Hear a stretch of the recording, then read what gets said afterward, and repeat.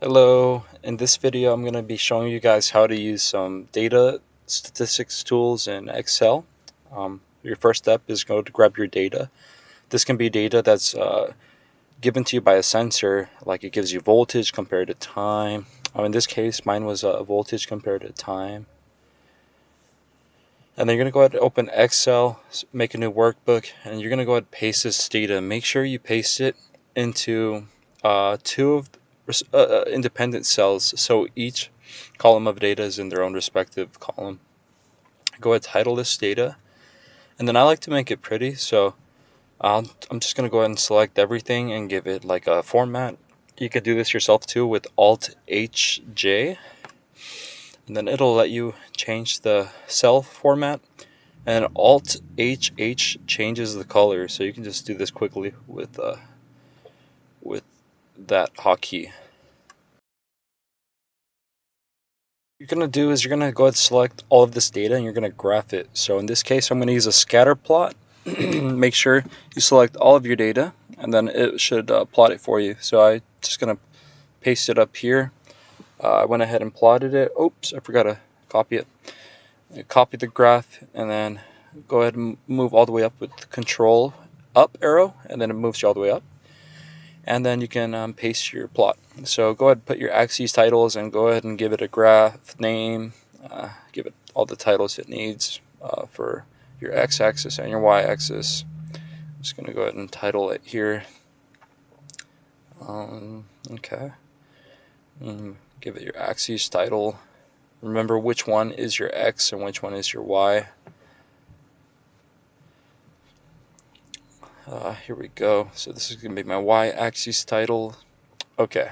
And now that you've done that, you're going to go to this plus, hit trend line. Make sure it's set to linear for if you want a linear slope or yeah.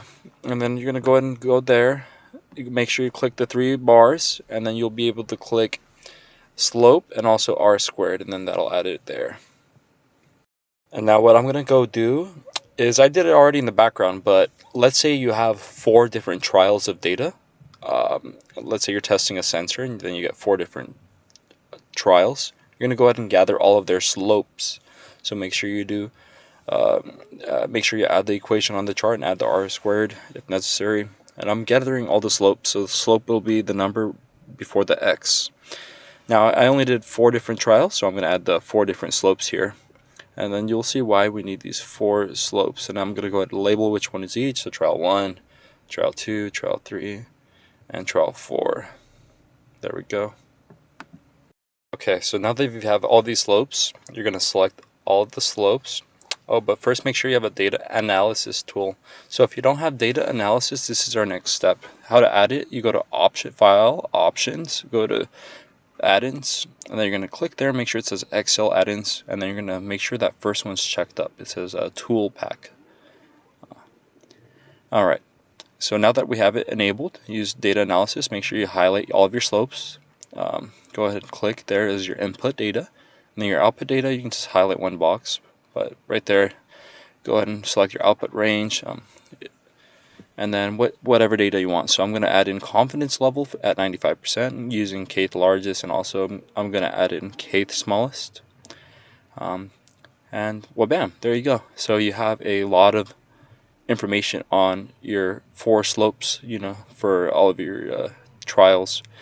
It gives you a lot of powerful data, such as like the mean is a very good one, standard deviation. Let's go ahead and highlight these, and then the confidence level.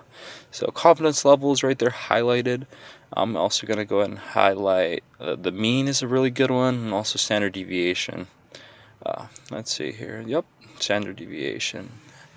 There we go. Highlight them and keep them for later.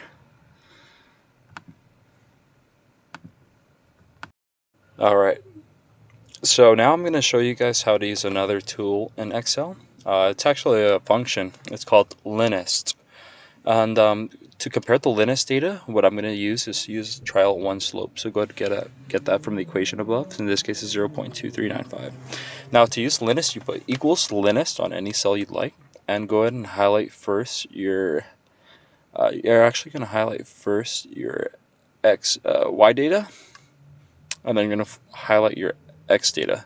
So the format is linus, parentheses, Y data, comma X data, comma 1, comma 1, if you want all the additional data. So I'm going to go ahead and do that here. And then it should be able to paste some information. Just making sure, yep, I got everything correct.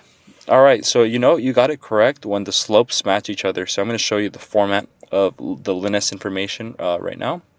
But as you see here, that number right there is 0.23, the same number as on the graph. Now I went ahead and pasted the format of linus data.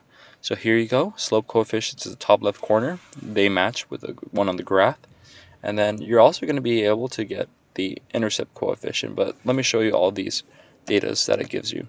Now the intercept coefficient is right here given, and it should match the one on the graph. Yep, it matches there perfectly. So 0.086 is the intercept. I'm going to go ahead and label that here. Now you can see that this is a really powerful tool. This is accurate as it is. And it also gives you a bunch of extra information, which you're going to see below here.